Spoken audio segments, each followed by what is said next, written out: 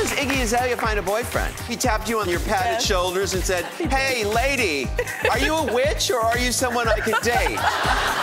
You're called a medium because we have different frequencies of consciousness. How do you explain it? It's really very much impression-based. I've not seen your dead loved ones walking around. That would be terrifying.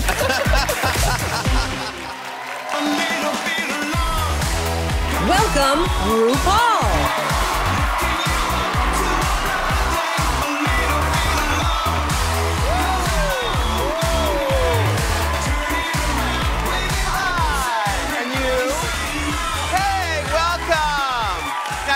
Know we're doing these summer shows up in here. I hope you guys like it, because if you do, I'll serve it to you every day, baby.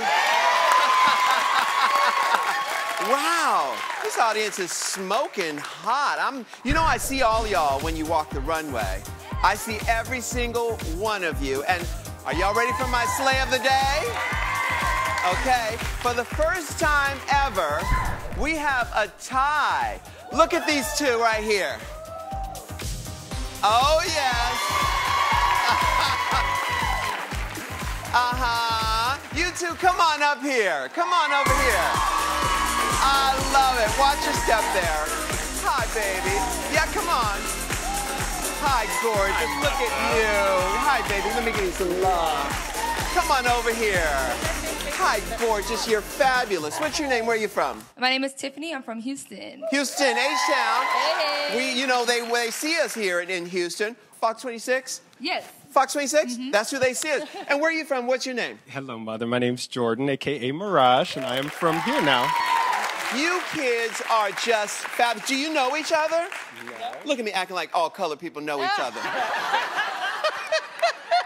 But what you should, because you are about to walk the what? Runway. All right, hit it. Go on. Go on. Go on down there and walk it together. Ready? Y'all walk it together. Now hit it.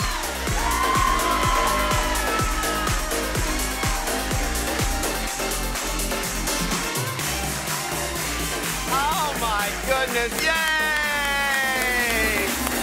Gorgeous, gorgeous.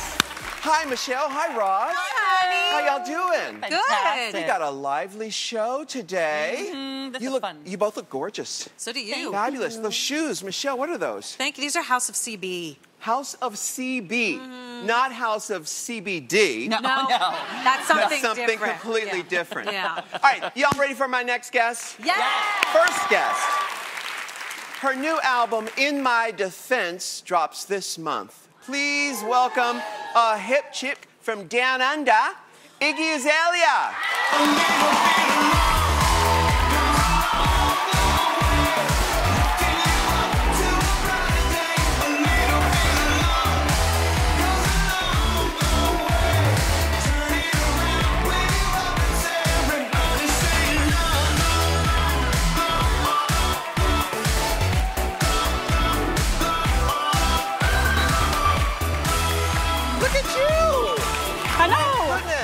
I'm a fashion witch today. That's right, you certainly are. This outfit is too much. Thank you. It's good. Look at these shoulders.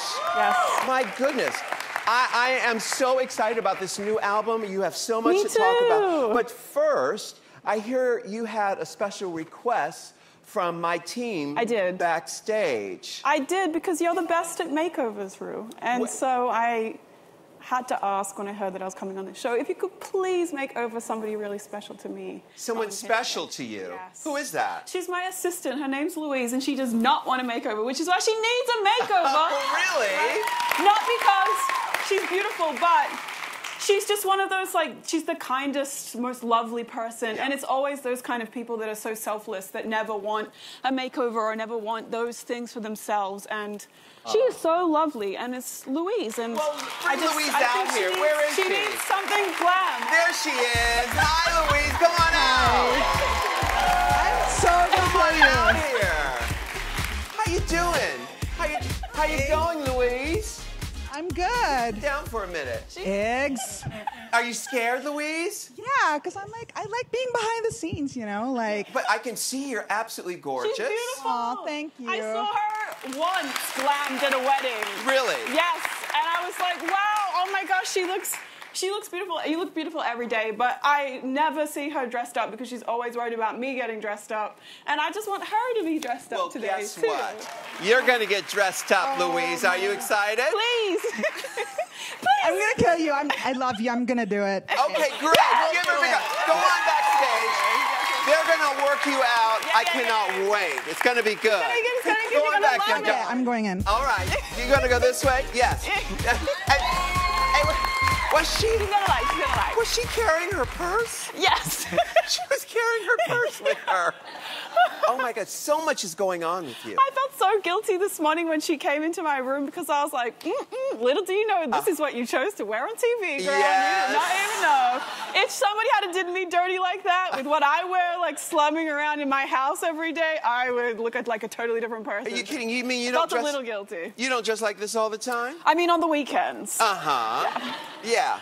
Now you and I, we know each other for a long time. Yeah. You know, I've got to talk about my Australian background. Please do. Now tell everybody where you're from, where the town, because I can't pronounce it. Mullumbimby. Oh my goodness. Mullumbimby, if you want to do it the way you do it. Mullumbimby. It's very, very small. It's about 4,000 people that live there. Have you ever been to Hamilton Island, Hammy Island? I've been to Hammy Island. I've caught the ferry over. Oh, it's so beautiful. This is this resort island off of Australia.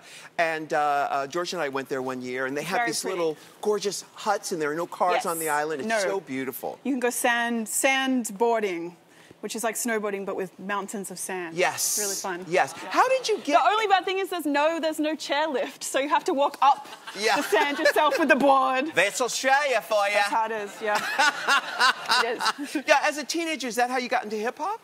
Yeah, sandboarding, of course. That's a natural, obviously, a natural progression. You do that and you progress into rap music. Yes, exactly. Of course. Would you remember the first... Oh, that's a picture of you. Oh, my goodness. It's probably like grade 6 or 7. Okay, that's payback for Louise right there. Yeah, that is. Yeah. You got me. Now, okay, so when did you decide, oh, I'm going to be a hip-hop artist? Oh, I want to be a hip-hop artist. Probably about 14. 14? 13, 14. And what was the first thing you did? You just started practicing your rhymes, or? I had friends, and they had like a little singing group together. So I was like, maybe I could be the rapper. And I could be like the left eye of your group because I can't sing. I loved TLC. So they went for that. They lived in my street, and then I think I was the one that just started taking it more seriously than any of the other kids. And for me, I was like, this is a real career, guys, and I don't understand why you're not getting into this. Like, we could get a record deal. And I went and looked in the yellow pages at all of the record labels' addresses, and I was like, I'm going to send them my music, and they're going to discover me, and I'm going to get out of here, and I'm going to be famous, and it's going to...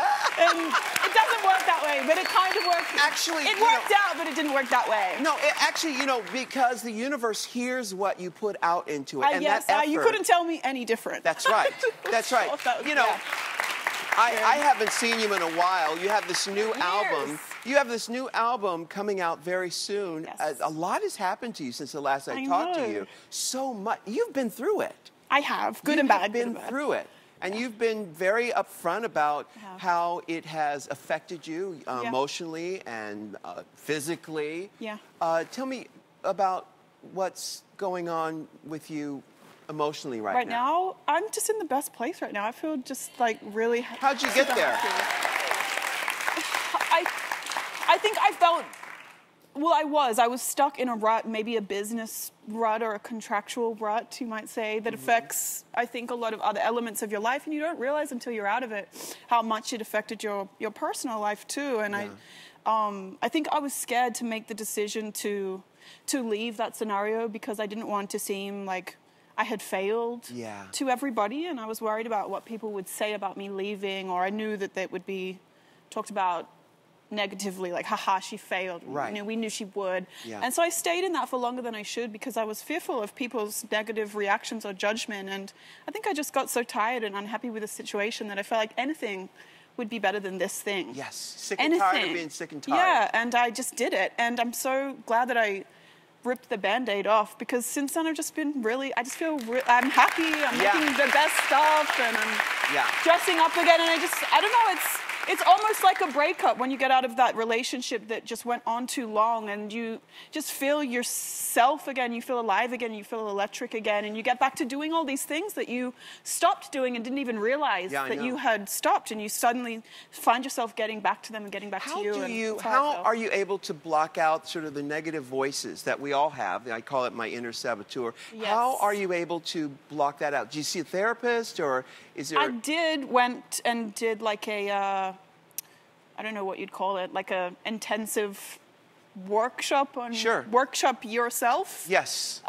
In Arizona, I went away and I just one-on-one talked Michelle, to people. what's that place? Rancho, is it Rancho Mirage or something? What's it called? I feel like I went to like Meadows. Or like, Yeah, you're talking about the like Canyon that. Ranch? Canyon Ranch? Yeah. Is it the Canyon like Ranch or something like that? I went there. It was really I thought there were people around me that I worked with that were like, we love you and we think that you self-sabotage yourself. And I was kind of pissed about it, even though I knew it was true. Yeah.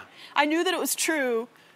And I think a lot of it was because I got bullied a lot in high school, and I got made fun of because I always was very ridiculous and over the top. And so it was hard for me in my adult life to kind of like be able to tell the difference between somebody being critical and constructive and somebody bullying. I couldn't really...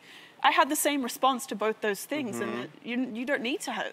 The same response is not warranted, and you can't actually grow or better yourself if you're unable to hear any criticism because you all feel that it's this one thing. It's true. It's true. Yeah, so do you, on social media, do you read the comments at all? Yeah, I do read the comments, but I have some things that are just blocked out. You can block out words now, and... See, I always advise people I have some words blocked. A lot of words blocked. You can block words on social media? Yeah. Yes. Oh, I didn't know that. Oh, I have like chapters. Oh, really? You have to tell me some of those words later. I always tell people this. I can't say any on television. No. I always say, listen, never read the comments unless you're in the supervision of your life coach or therapist. It's so true. I always make a mental kind of like decision or disclaimer to myself before I look, because I feel it's important that I do look, because if I don't look, and I didn't for some years, I can't connect with my fans, and I miss so many people that want to talk to me, and that makes me sad because I want to hear from those people. But I just kind of give myself a mental like disclaimer, I call it, before I click on it, and I say, you know what, I'm either going to like a comment or I'm going to block, but I'm not going to reply to negative things. I'm blocking or I'm liking. People. I'm loving or I'm muting. Yeah. That's it. I like to mute people so I don't want to give them the satisfaction of knowing that I saw it. Yes, muting is the best. It is the bitchiest. It is the bitchiest. I don't even see you. You know what? You know what, bitch? I would block you if you existed. But you don't, exactly. You know what I mean? That's true. So I'm just muting you. I like to mute. A soft block, a soft block. Yeah. So who is in your support system now? Who's your tribe? I have to say, I don't know, my family, I have a great boyfriend, my friends. How does Iggy Azalea find a boyfriend? Because I know you were dating a basketball player. He found you. Yeah. How is that? We found each other. He tapped you on the shoulder, on your padded shoulders, and said, hey, lady, are you a witch or are you someone I can date? I don't know. He's very eclectic too, and he's very much a free thinker. But it's been good because I lived in LA for many years, and now I live in Atlanta with him. And you are kidding me! I think it's been good for me to, You were living in downtown LA when yes, and then I moved to Calabasas because I got rich, and that's where the rich people are. Where in Atlanta? Because I've lived in Atlanta for many years. I live like on the north side. It's really beautiful. There's lots of big trees. You live with the white folks? I live with the white folks. I do. So let me ask you this. I want to go back to the retreat. What did you learn about yourself after you left the retreat? The meadows, Rancho Meadows, or Rancho Parkway Meadows, Pathway to Life. I got a coin. You got a coin from them. Okay. I was like, yes, I worked for this.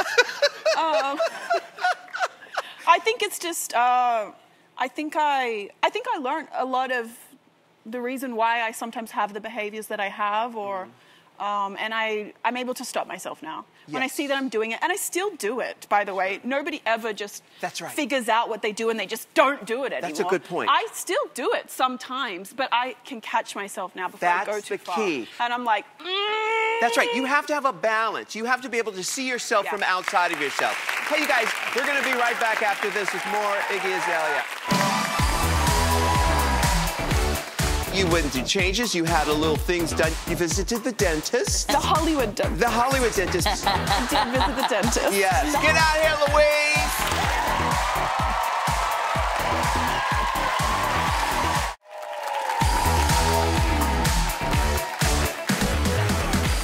We are here with hip-hop phenom Iggy Azalea. You got a brand new album.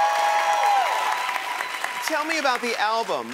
It's coming out this June. Yes. Yes. The end of June. What's it called? It's called In My Defense. In My Defense. You feel like you have to defend yourself, Iggy? Well, kind of, a little bit. Yes. That was an English accent. Yeah, I don't know who you are I didn't even do my right accent. I guess I'm already doing the accent you're doing. Yes. So I don't have to do anything. No, so it took you a long time to come out with your second album because the new classic was, how long ago was that? I think it was 5 years ago now. So, and you were just going through the paces that whole time. I was. I mean, you went through changes. You had a little things done. You visited, as things. Michelle and I would say, you visited the dentist. I did visit the dentist. Yes. The Hollywood dentist. The Hollywood dentist, because you've had your nose done and you've had My teeth? your teeth. You're beautiful. Thank you. You know, it's a beautiful nose job. Thank you. I agree. I'm very Yeah, happy with it is. What else did you have done? My boobs. Oh, right. Okay. I got boobs. Anything else? No, that's it. People think that I got a new jaw. Yeah. Because I got That's filler right. in my chin, but I got it taken out. Oh. Because it looked crazy as hell. It just looked crazy. And the problem with that is crazy as hell? You don't like crazy as hell? I like crazy as hell, but it just wasn't. Yeah. You'll see. You can Google. It wasn't. Yeah. It wasn't. Well, you know, in one of the papers, they had this Wasn't thing good. where they'd had a picture of you from before and a picture of, and all you had to do is slide the bar across like that. It was fabulous. Did you see that? I've never seen it, but I've seen so many different things where people think I had like my entire face transplanted or. Can you do that? I don't know. Like even my own mother at one time was like, she messaged me and was like, "Did you get eyelid surgery?" And I was like, "Don't you think you would know if I had done that?" Like, no. It's Actually, like ridiculous. But now she just doesn't listen to it because I feel like every other week it'll be something. Or I do go a little bit OD on the Facetune sometimes. Oh, on Facetune. It can get a little out of control at times. Ross, do you love plastic surgery? I'm looking forward to it. Yes. Actually, in fact, we're going to talk about a little plastic surgery a little bit later in the show, but we're obsessed with it. Obsessed with it. I wouldn't say I'm obsessed, but I'm a fan. Yeah. Well, I mean, I don't consider filler and Botox plastic surgery. That's just maintenance. I just think that's like a cosmetic. It's just cosmetic.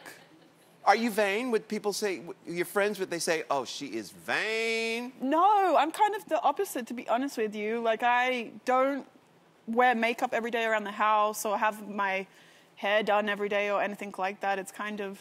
I really like to dress up and like get into a character and drag. Yeah, get in my drag kind of for when I'm creating and doing my music and having a whole concept in a music video and that kind of thing really appeals to me, but I don't feel like I'm vain in the way that I'm like I'm not obsessed with my beauty or looking beautiful every day or that kind of thing. I'm not.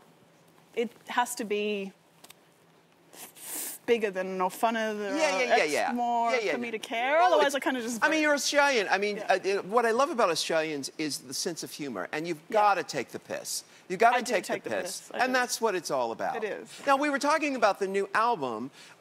What producers did you work with? I just worked with one. Really? Yes, just one. It's actually, I prefer to do that because for the new classic, I worked with they were like a production duo, but I worked with them the whole time. I like to find somebody and then I stick with them. Yes. And we make a whole project together. So that way we're in there every day for a month or however long it takes. What's the name? Who is His it? name is Jay White. He's awesome. And he produced I Like It with Cardi and J Balvin. And you're using a lot of my girls in your music videos. Yes. Which ones have you used? Vanjie. Vanjie. Vanessa Vanjie Mateo. Vanjie. I love her. Uh-huh. Trixie. Trixie, yes.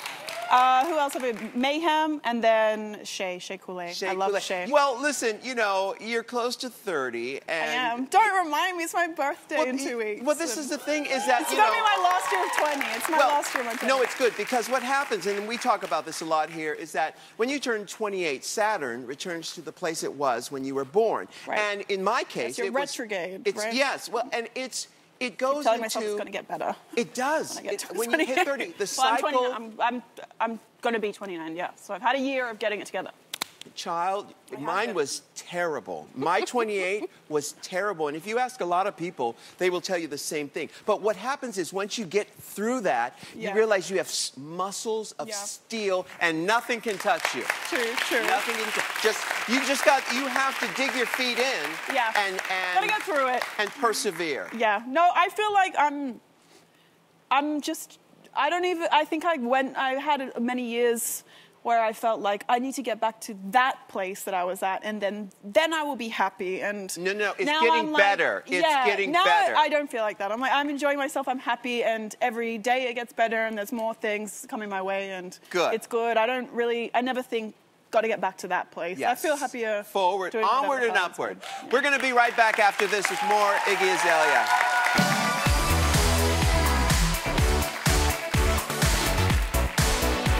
You're called a medium because we have different frequencies of consciousness. How do you explain it? It's really very much impression-based. I'm not seeing your dead loved ones walking around. That would be terrifying.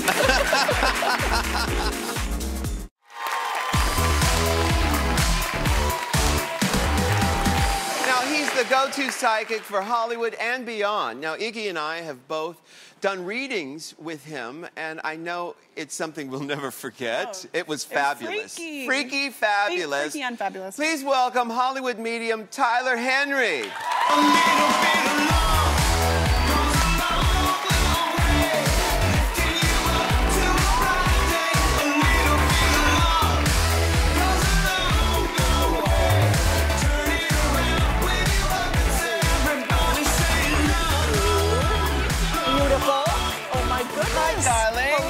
How you doing? How you going? I'm just doing great. Y'all right, babes? All right, babes. Exactly. You're right. Yes. You're right, babes. I saw your clip on Stephen Colbert. I could not compete with this outfit. Well, you should. Exactly. You could have tried. We saw it coming. Have you ever done drag or done dressed up or anything? Not yet. Well, but give me time, if the season doesn't pan out. Then well, the truth is, it's funny because you don't put it on. Actually, people come through you. True. They come through you. How do you see... When you're sleeping, do readings come through you while you're sleeping? Well, a lot of people think of it like The Sixth Sense or like the movie Ghost, but I really find as long as I work when I'm awake and I really do a certain amount of readings, I usually don't get bothered with information when I'm resting. Yeah. It's kind of like as long as I turn on when I'm supposed to, then I kind of can have my off time. What do you dream about? Do you have weird, crazy dreams? Well, it's actually interesting. In a lot of my dreams, I'm very lucid, so I kind of have some degree of awareness that I'm asleep when I'm sleeping. And I recently did a reading with Steve-O, and it was conducted by Dr. Drew in the finale episode of our show. And he hooked my brain up to a neurofeedback machine and monitored it during a reading. And he actually found that when I would do these readings and start scribbling, part of my brain would go to sleep and then wake up and then go to sleep and wake up. And it basically did this back and forth. And so it was really fascinating. Well, a lot of people know you're called a medium because we have different frequencies of consciousness. A higher frequency, which is the spirit world, and a lower frequency, which is all of you people. No, joking. And Tyler is a medium, so he can dip here, and that's what it is. But, our brains try to figure out what it is you do, but our brains are like OS operating system 4. Right. And we can't. How do you explain it? Yeah, well, I always say, my sixth sense uses the other 5 senses to communicate. So it's really very much impression-based. I'm not seeing your dead loved ones walking around. That would be terrifying. Yes.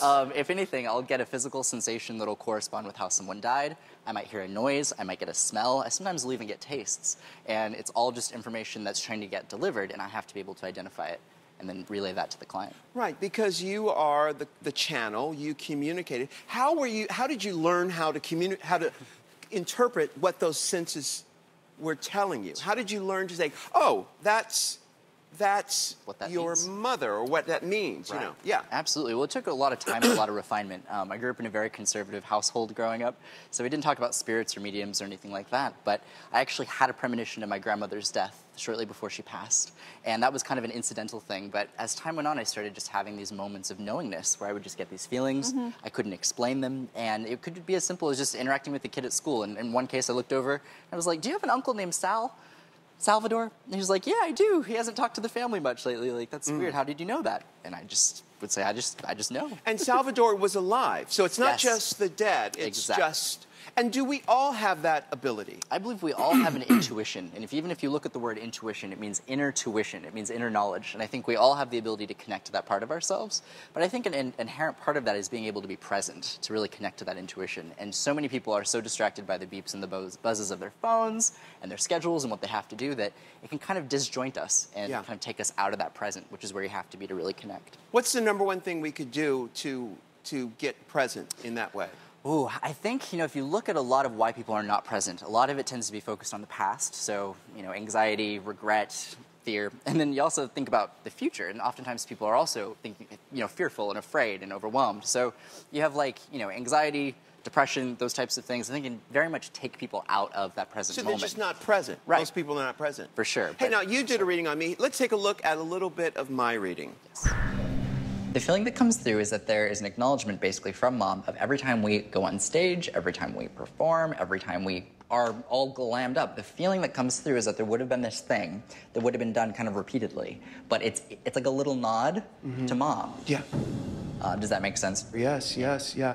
I do it. This is what I do. Is that when I performed for her when I was a kid, I could do anything in the living room. I could do anything. It was always great. No matter how terrible I was, it was always great. Right. So what I do is whenever I go on stage, I remember that I think this is Mama's living room. I'm going to go on stage. Whatever you do is fine, and so that calms my nerves. Wow. Yeah, something's coming through really quick. Sorry. I'm seeing Diana Ross randomly. This is so weird. So there's a Diana Ross connection to your mom. Well, the connection is that I was obsessed with Diana Ross and the Supremes, and I was so obsessed that I would perform the song with a broom for my mother in the living room. And years later, she and I became friends. How about that? I loved my reading. Iggy, what was it like for you when you got read? When you got read, girl! I did. It was crazy because, you were mentioning that you kind of feel connection to people that are still living too. And when we spoke, you were speaking a lot about my grandpa. That's right. And some of his medical things that he was going on with, who's still here and still with me. But I didn't really know what to expect because I'm very fortunate. I haven't really had any family members pass. I have a very small family. I'm not in touch with everybody in my family. So I was like, what are we going to talk about? Yeah. And then you just were like, boom! This is what's wrong and this and this and this. And I'd never told anybody that. The only person I'd ever spoke to about that was my mother, who I'm sure is not in contact with you. I'm sure of it. Exactly. She'd like to be, but she's not. Hello for me. But you knew just some of the it was very freaky. Thank you. I was very impressed. We're so fortunate to have that, and a lot of people don't get that opportunity. We've got more Tyler Henry and Iggy Azalea when we come back.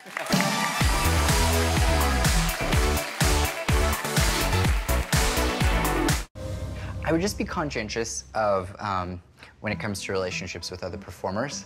They keep having me kind of talk about this of being careful or navigating that carefully when it comes to other people who would be in your industry and also at the same level. It's good to know where to look and where not to look. Right. Sometimes. And sometimes knowing what not to do can help us just as much as knowing what to do. I already know not to talk to any rappers. Right. So don't worry. It's okay. I already know that. I gave the same advice to Amber Rose. She didn't take it. So let's not do it. Oh, wow. A little bit of your reading with him. Yes. So now, Tyler, do you feel things all the time? Do you feel anything now? Are you getting anything now? So it's a good question. I kind of have two versions of myself. I have the Tyler the medium and then Tyler just the everyday person. And so when I scribble, it's kind of how I start turning on, start connecting to energy. But when I go about my day-to-day life or do an interview, I kind of have to tap into a different mindset. It's kind of more logical, more kind of memory-based. Yes. Whereas the intuitive mindset's totally different. Right. So there's Tyler, the medium, and Tyler, the creator. Exactly. There you go. And I love him, and he's amazing too. So. It's just so fascinating. Ross, you got read by him. I did. It was season 1 before anyone really had seen your show. And he walked in. I was like, this is a medium. He looks like an extra small. Just for you. I offered him a juice box. I couldn't believe how young he was. He did. But, you know, I didn't grow up with a lot of religion in my... So when my father passed away, I didn't know what that meant. And, Tyler, what you gave me when you connected with my dad was something to hold on to, you know? That's lovely. And I think we all just need that. It's such a gift what you give people, Dan. It really is. I really enjoyed our time. And Tyler, you have a special connection to Drag Race. I do. How is that? Oh my gosh. So growing up, you know, I grew up in a pretty conservative household and just generally just kind of a conservative community. And so Are you one of the were you one of the Osmonds? I kind of have the cheekbones for it. Yes. But unfortunately not. But, you know, growing up, we just didn't really have exposure to anything gay or LGBT. Central California. A lot of people don't realize it's a very conservative area. Oh, I know, yeah. Yeah, a lot of dairies, lots of prisons. Yeah. I'm selling it. And growing up, RuPaul's Drag Race was one of the few shows that actually, in some sense, I felt like I saw myself in. And it gave me that outlet to be able to be like, okay, people can be true to who they are. And that was really integral in getting me, honestly, to where I'm at today, because I saw that if a bunch of men can dress up as women and work it and look fabulous and be honored for it, then why can't I be who I am? So it was really inspirational for me. Darling, did that. I see there's a Sharon Needles inside you. She's waiting to come out. Yes, waiting to come out. We're going to go to break. We'll be right back after this.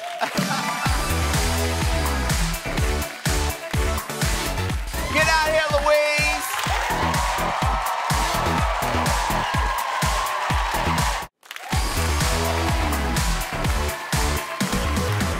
Now, we live in a world where people are obsessed with plastic surgery, and I'll be the first to say, I am too!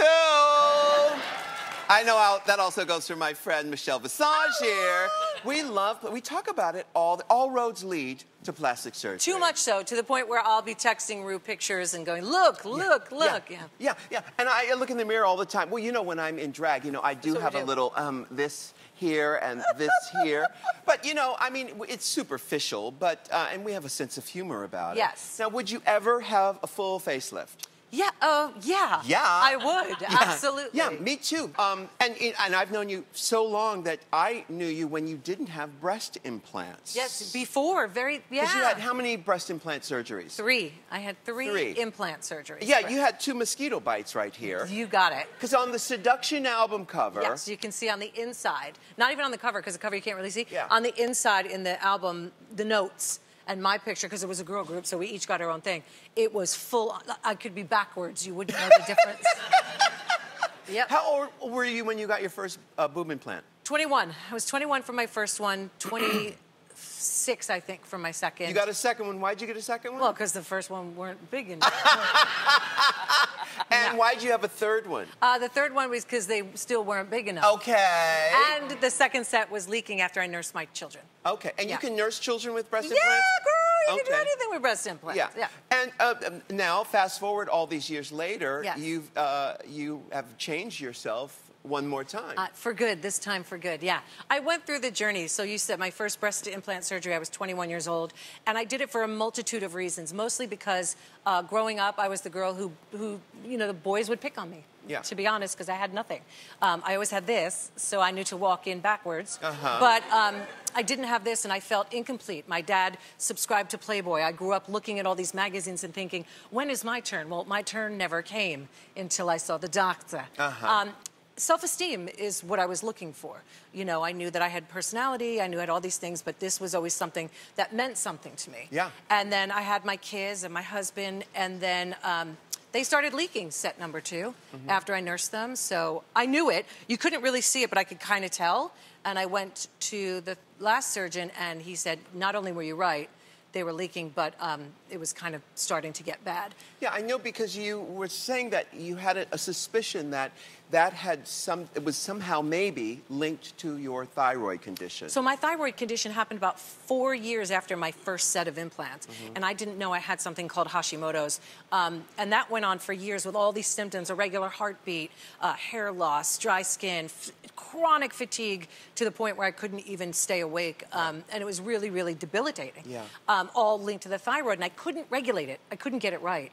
To the point where when I was trying to get pregnant, I wasn't getting pregnant. And doctors haven't made that link, really, that breast implants could lead to Hashimoto's or well, thyroid. the smart doctors have, you see. There's a whole bunch of women that have been affected by breast implant illness. So when I put it all together, I realized, oh, so I have an autoimmune condition, Hashimoto's, and the one thing that my body's fighting every single day of my life for 24 hours a day is this invader called breast implants. Now, I still love plastic surgery. Yes. And this will not happen to everybody. That's right. But this is my story, and there's a movement of hundreds of thousands of women that have the same story as I do, whether it's not Hashimoto's, but it could be, you know, lupus or some other kind of autoimmune disorder. And a lot of them are connected to breast implants and breast implant illness. So you made a big decision. So I made a big decision to book an appointment with a great explant surgeon who took out the breast implant and the capsule. I had full breast reconstruction. I am now an A cup, and really happy for the first time in my life. We're both the same I'm an A cup too. We're the same size bra. Yeah. But for me, it was my breast implants were a big part of my identity. Yeah. I showed them off. I love them. Again, I pull whatever I can now and still try to make it happen. It's just not happening. And I love them and I celebrate them. I love a caricature. And that's kind of what they were to me, but it was time to say goodbye. Yeah, and you have a new documentary that you're working on about the whole experience. Yeah. And there are lots of women who most women have successful breast implants. In your case, you felt that it was something you needed to change. Yes, there are a majority of women that are fine with them, Yeah. but there are symptoms you could look out for, and there are certainly organizations such as HealingBreastImplantIllness.com. You Wait, can check out. that's a mouthful. What's it called? Healing. Yeah. BreastImplantIllness. Okay. .com. That's a long name, isn't it? Not that Yeah. long. Okay. There's a Facebook group for it. But if you're thinking, oh my goodness, this is what's happening to me, you could log on there and see if any of your symptoms match up. Because the good thing is the FDA just had a meeting and they decided not to ban breast implants at this time because there is a cancer specifically related to textured breast implants. But what they did do was quietly released information saying that they are going to now make it mandatory that women find out what is in the contents of the breast implants. Because it's not just what they're filled with, it's the outside, it's the actual shell that is causing the problems. And we didn't know the things that were in them, like formaldehyde is in our body. So, yeah, there are things that we need to know. And now it's going to be mandatory that women at least are informed with what they're putting in. Because at 21, I still would have said, yep, please, I'm going to sign here. I want that in my body. Yeah. Just well, know. You've seen my breasts. Yes. Yeah. Those are tube socks tied up really tight in a push-up bra, and I have some big old bazoombas. Yes, you do. Yes. We'll be right back after this. I'm going to do it.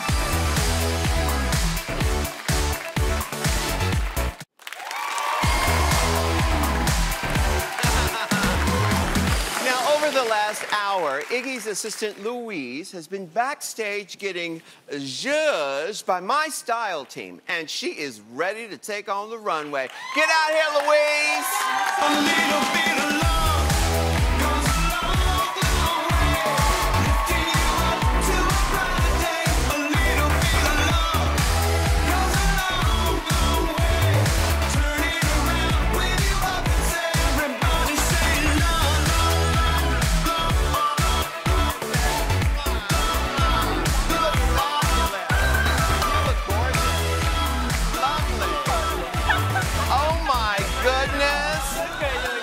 Oh, yes, Miss got the body. Louise, you look beautiful. Aw, thank you. You really do. Now, what is it about getting zhuzhed up that you have such an aversion to? Oh, no. I mean, it takes so much. I'm working a lot. I can't even, go to the bathroom without, like, a phone call interrupting me. Yeah. I mean, Iggy's life, like, everyone calls me, like, everyone for Iggy. So, it's really hard to, like... Come on, I mean, smudge a little liner around the eyes. I can't even do that. Come without on. a phone call. But you know, I think it's so But yeah. important. No, I think it's so important for everyone to do that. It's your gift to the world. You know, God gave you this beautiful body. It's like, you know what? I'm gonna dress this thing I think up. I should do this every day. You should. No, it does. And it changes, it absolutely changes your outlook on life. It really does. Always do one thing for yourself before you give something to other people. True. You know, like on the plane. You know, on the plane, it says, put the max on your face before you put the max on your child's face. You know, and are you wearing false eyelashes? Yep. Girl, you're turning into a wanton woman. Yeah, they did this all in like 45 minutes. Well, they did a great job. Iggy, what do you think? I think she looks great. I love Yeah? her. I'm so shocked. Yeah, so she's tending But I'm not shocked because I saw a picture of her once. That's why I nominated her.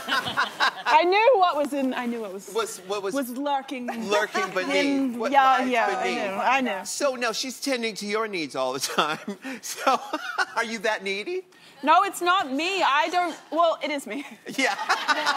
No, wait. It's me, but it's everybody else. Like, instead of my... It's funny because I always joke about how nobody ever calls me and my phone's like so dry and dead. Yeah. Which is how I like it. But it's because everyone's calling you. Right. Yeah. Right. Because she deals with every... All the fires. She puts out all the fires. Now, Iggy, how long did it take to get ready today for you? You know the answer to that Like better than I would. 2 hours. 2 hours? That's really fast, actually. 2.5. Thank you. No, I'm that's gonna tell good. Yeah. her that. And because you put her together. Yeah, I'm always usually the person like, Iggy, hurry up, let's do this. I feel like she did this so that I would experience how it is for someone to like rush me. And, you know. Well, you look fabulous. Thank you for doing that. And thank you for doing that for our audience. We'll be right back after this.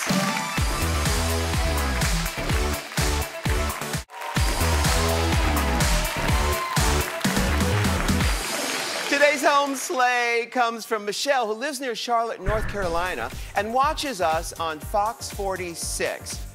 Look at that. Check out all those kids. Aw, she's fabulous. Love her. Now post your own Slay of the Day videos using hashtag Slay of the Day and tag @RuPaul Show. Thanks to all my guests today. They're fabulous. Bye, everybody. A little bit of